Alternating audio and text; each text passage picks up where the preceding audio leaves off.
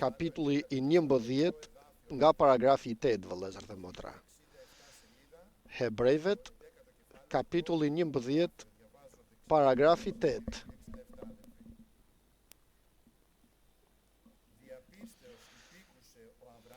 Me anë të besimit Abrahami, kur u thirr, u bind të shkojë në atë vend që do të merrte për trashëgimi, dhe u nis pa e ditur se ku po shkonte. Me anë të besimit Abrahami banoi në tokën e premtimit si në një dhe të huaj dhe ndeni në qadra bashkë me Isakun Jakobin, bashkë trashëgimtar të njëjtit premtim, sepse priste qytetin që ka themelet, mjekështra dhe ndërtuesit e cilit është Perëndia. Amen fjalës të Zotit. Kjo është e gjithë jeta e Abrahamit.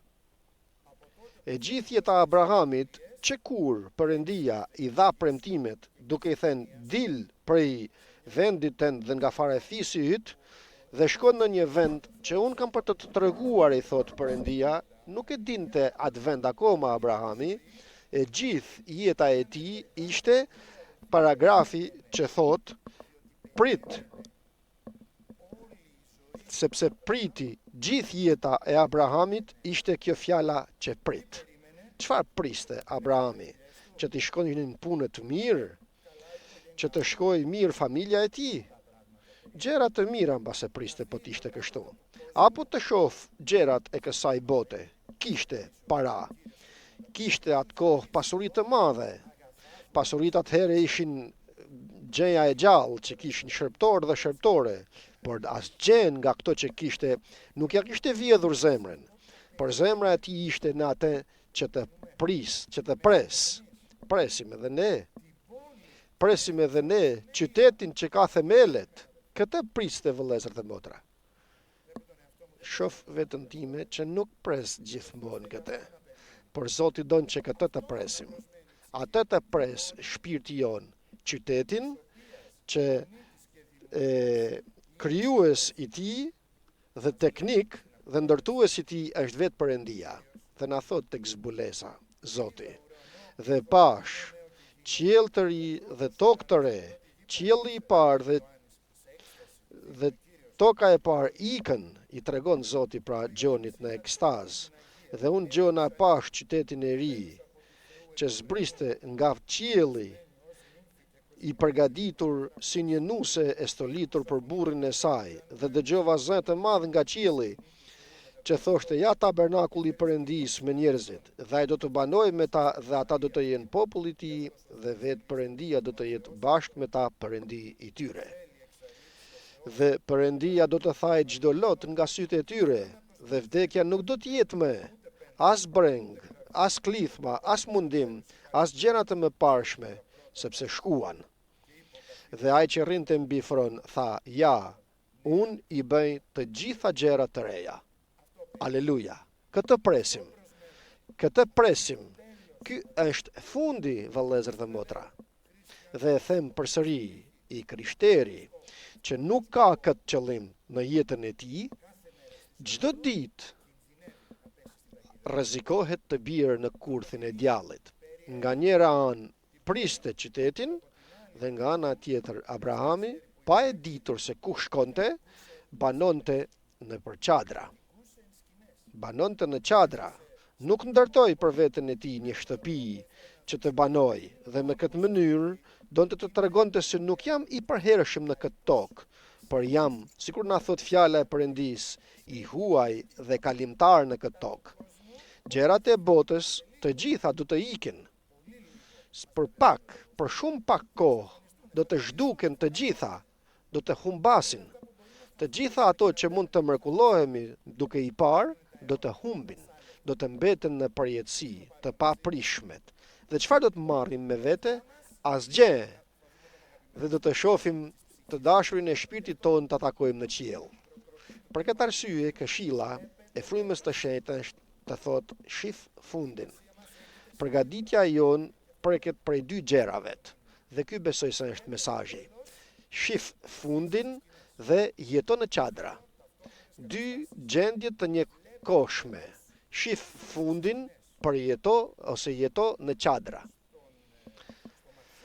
Tek Mateu, duke dashur Zoti të na thot për derën e ngushtë dhe për udhën e vështirë, thot Krishti, hyni thot nëpërmjet derës të ngushtë, sepse është një derë e gjerë dhe një udhë e madhe, është një udhë e kollajt dhe një udhë e vështirë nga ana tjetër, dhe është edhe humbja nga njëra anë dhe nga ana tjetër është edhe jeta. Na i thot Zoti, e gjerë është dera, e kollajt udhat, por që të qenë në humbje, të cilët shumë janë që kalojnë nëpër te.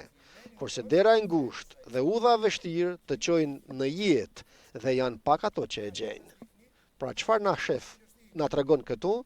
Kjo figurë çfarë na tregon? Thot, shif fundin. Përpara se të shohësh derën e ngushtë dhe udhën e vështirë, shif fundin. Dhe këtë na e tregon Zoti. Përpara se të shohësh derën e ngushtë apo udhën që të jetë e vështirë, ti shiko fundin. Njeri fund është jeta e përjetshme, ndërsa tjetra është humbja. Dhe tani e jam brapa. Eja vazhdon nga fillimi. E din tani më se kush është fundi. Mos e largo shikimin nga ky fund. Mos u shmang së pari fundin, sepse do të mpakesh, do të lodhem në pikëllimet dhe vështirësitë e kësaj jete. Nga ana njerëzore nuk do të mundesh, do të shoh fundin. Dhe Zoti don të shohim fundin, që të mbushet me gëzim zemra jonë dhe me forcë të frymës të shejtë. Dhe nga ana tjetër tani zgjedh cilën derë don të kalosh. Derën e gjerë që hyn shumë njerëz në te dhe i bën të gjitha njerëzit si të duan, apo të shohësh derën e ngushtë. Është pak e vështirë të futesh në te. Duhet të përulesh që të hysh. Duhet të përulem, të mos ke më egoizmin tim, të mos ke më egon time. Duhet të heqi mendimet dhe besimet e mia. Dhe çfarë të bëj? Të hyj në atë derë të ngushtë, vetëm në qoftë se bëhem ashtu, sikur e thot fjala e Perëndis apo vullneti i Zotit, i cili është personal për mua. Atëherë do të hyj në atë derë. Por të dish se dhe udha nuk do të jetë e gjerë, e kollajt,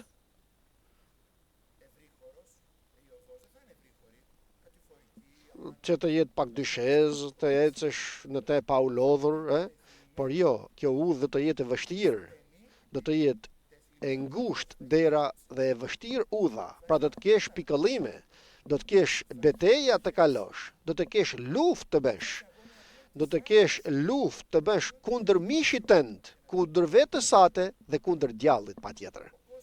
Kurse bota i bën të gjitha nga ana e saj, ato që i thot djalli, por ne duam ta kundërshtojmë. Amen vëllezër dhe motra.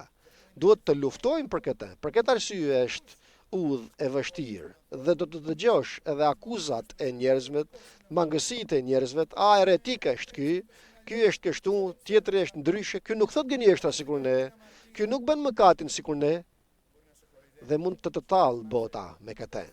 Por ti ta dish se do të kesh problem të madh në qiell. Por kjo është udha e vështira. Jeton në çadra, kjo është çadra që duhet të jetoj në te.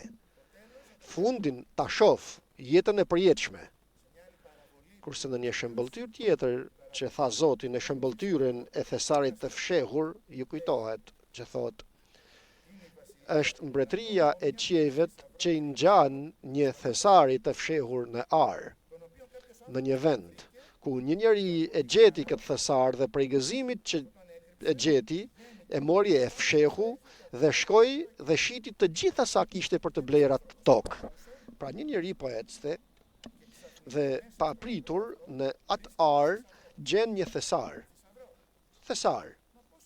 Ma si, aty ku ecte e gjeti? Po.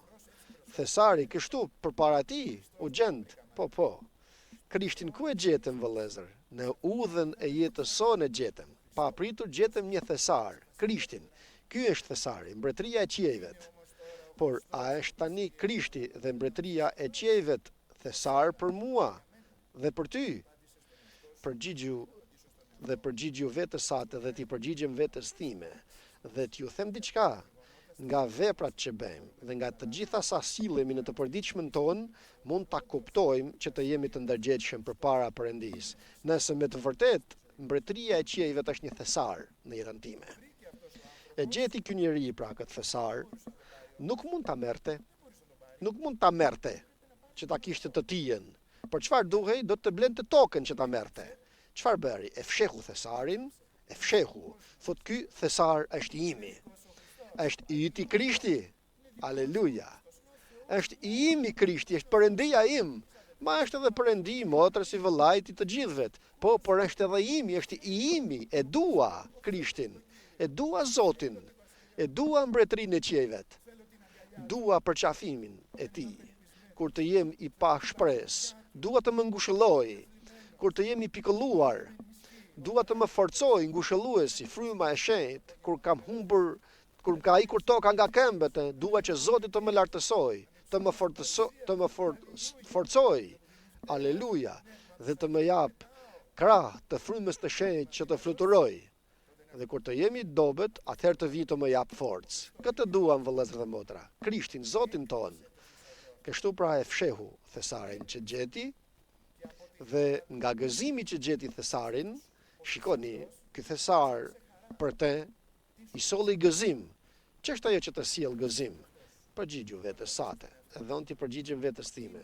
Ç'është ajo që më sjell gëzim në të përditshmën time? Mos vallë humbja e kohës që bën në telefon, mos vallë social mediat kanë mbushur me gëzim zemrën time dhe kërkoj të gjej gëzim në gjërat e kota dhe kalimtaret, apo mos akoma më keq, mëkati që është mëkati pra që të sjell pak gëzim të mishit për momentin dhe kërkoj të gjej mëkatin që të gëzohem. Duhet të kuptoj se kështu e kam humbur përgatitjen time për në mbretërinë e qiejvet, të mos tallem me veten tonë. Sepse nëse shoh me të vërtetë se kush jam dhe se fjala e Perëndis më shfaq zemrën time, atëherë le të vrapoj tek doktori të më shëroj. Nga gëzimi i tij që ka Krishtin pra, nëse ke gëzim që ke Krishtin, lavdëroje Perëndin, lartësoje Zotin. Shkon nga gëzimi, nuk e lën çështën sikur është, por vazhdon të bëj diçka. Shkon, vazhdon betejën e tij, mos ndalo së bëri betejën tënde, ma u lodha, mos ndalo së luftuari. Ka për të dhënë forcë Zoti. Je biri i Perëndis, je bije e Perëndis, do të forcoj Perëndia. Por lufto, bëje ti atë që mundesh. Bëje ti hapin e parë. Dhe çfarë bëri ky njeri? Shiti të gjitha sa kishte. Ma të gjitha sa kishte. Mos të mbaj edhe këtë. Mos të mbaj edhe këtë mëkat për mua. Jo, të gjitha i shiti. Ma Zot, do të gjithë zemrën time o Zot. Kështu nuk na thot. Thot dua gjithë zemrën tënde. Do ta duash thot Zotin, Perëndin tënd me gjithë zemrën tënde, me gjithë shpirtin tënd. Ma mos kështu nuk kam për të shijuar diçka këtu në tokë. Ja, ky është rreziku.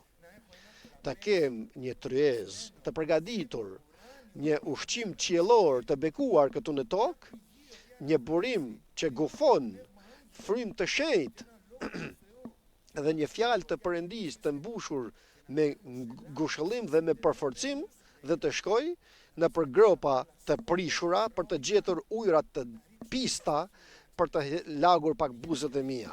Shko vëlla dhe motër tek burimi. Shko tek burimi i ujrave të gjalla, të shofësh se kush është Krishti, kush është Zoti, atje në gjunjë, në lutje, të njofësh Perëndin tënd. Dhe të shofësh se si pastaj do ta lë këtë tokë. Do t'i them tani se këto janë pisleqe, por unë dua Krishtin, mbretërinë e qiejve, gjërat e përjetshme të përgatiten për të takuar Zotin Perëndin tim. Dhe pasi i shet të gjitha sa ka, sepse duhet t'i shiste. Ajo ar kushtonte, e dini sa kushtonte ara që gjetja njeri? Kushtonte të gjitha sa kushtonin të gjitha sa kishte ai. Dhe duhet që t'i shiste të gjitha sa kishte për të blerë atar. Dhe bleu aren. Tani kjo arë, çfarë ka në te? Ka thesarin, Aleluja. Ara ka thesarin në te. Dhe në fund, thesarin do të marë. Për këtë arsye bleu atë vend, atë tokë.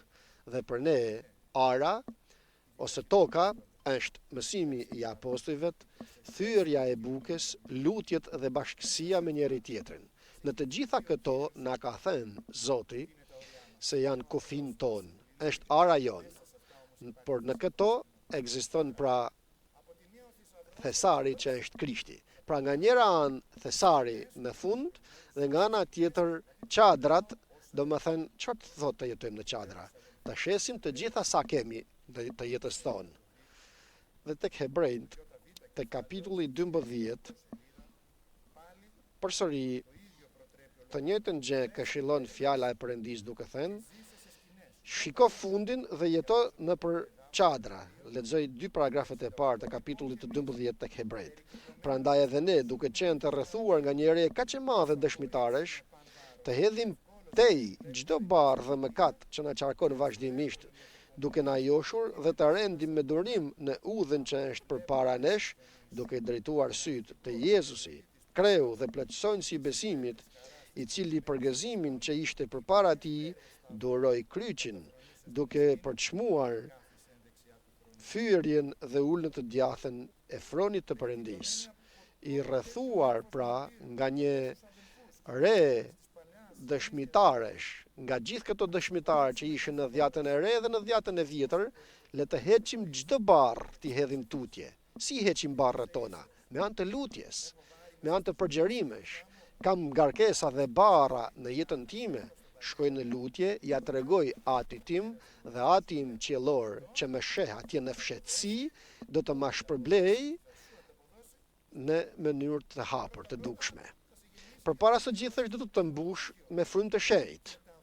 Dhe peshat ose barrat, ndërsa dikur më mbytnin pas lutjes, s'ka ndryshuar diçka për sa u përket barrave që janë, por do të duken shumë të lehta ato barë që ke, sepse të ka ngjitur Zoti në malin e lartë të shenjtë të tij. Pra, të gjitha barrat t'i lëm në këmbët e Jezusit. Mos le asgjë, dhe jo vetëm një herë, për çdo ditë barrat tona në Zotin. Le t'i hedhim tej dhe gjithashtu edhe mëkatin që na përshtjellon. Ma jemi të krishterë ne dhe kemi mëkat që na përshtjellon, patjetër që kemi. Dhe është i mundur që të na përshtjelloj djalli dhe të na hedh. Është dinak djalli.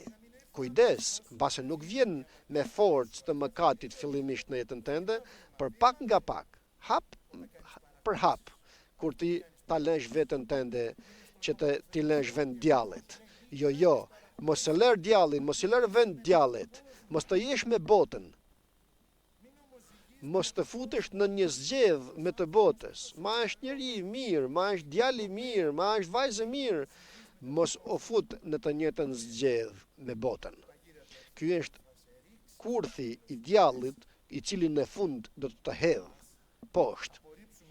Pra, le ta heqim tej mëkatin që na përshtjellon, ta dënojmë, të pendohemi, të kthehemi, të bëjmë vullnetin e Perëndis dhe të vrapojmë me durim, ja këto janë çadrat e Abrahamit, me durim pra të vrapojmë, të luftojmë në lutjet tona, në bashkësi me njëri tjetrin, në mësimin e apostujve duke dëgjuar fjalën e Perëndis dhe të shohim ku? Të shohim tek Jezusi, i cili është kreu dhe personjësi i besimit. Kam shënuar këtu që thot, ta heqi shikimin tim nga të gjitha të tjerat. Duke hequr shikimin nga të gjitha të tjerat dhe ta kthej tek një dhe që e shoh. Tek një pikë dhe shoh. Të gjitha në një fjalë, vëllezër dhe motra. Heqi shikimin nga të gjitha të tjerat, nga toksoret, nga bota, nga lifestyle që ka kjo bote, nuk i ngjan ky lifestyle të krishterëve apo moda e kësaj bote, por i ngjan Krishti dhe stolitja e nuses. Të stolitemi sikur stolitet nusja e Krishtit, me shejtërim, me pastërti, me dhuntit frymërore, me bekimet, me praninë e Perëndis. Pra, të heqim shikimin nga të tjerat dhe të kthejmë shikimin vetëm tek Jezusi. Atë të shohim, atë të presim. Krishti, i cili për gëzimin që ishte përpara tij, pra Krishti çfarë shifte kur mbante në kurriz kryqin e tij, kur e përçmonin të tjerët dhe i thonin zbrit nga kryqi që të bëj mëkatin e të mëkatoj, kur luftonte atje në kopshtin e Gjestimanis, të tjerët i kishte marrë gjumi kurse ai lutej, luftonte aty në betejë. Kjo është udha e vështirë, dera e ngushtë.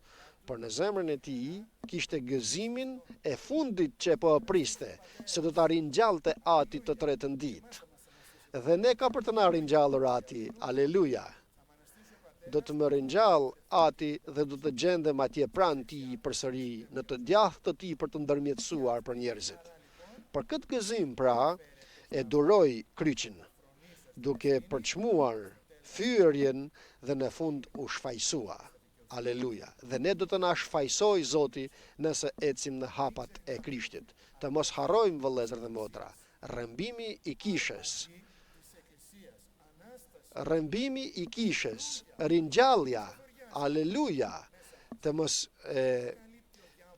mos se mbuloj djalli këtë, apo zemra jon, kemi vite akoma, kemi kohë. Nuk kemi kohë vëllezër dhe motra.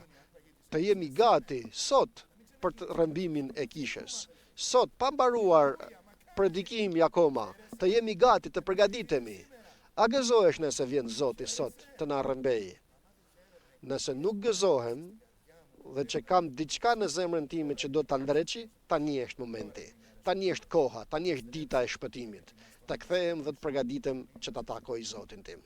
Amen, fjalës të Zotit.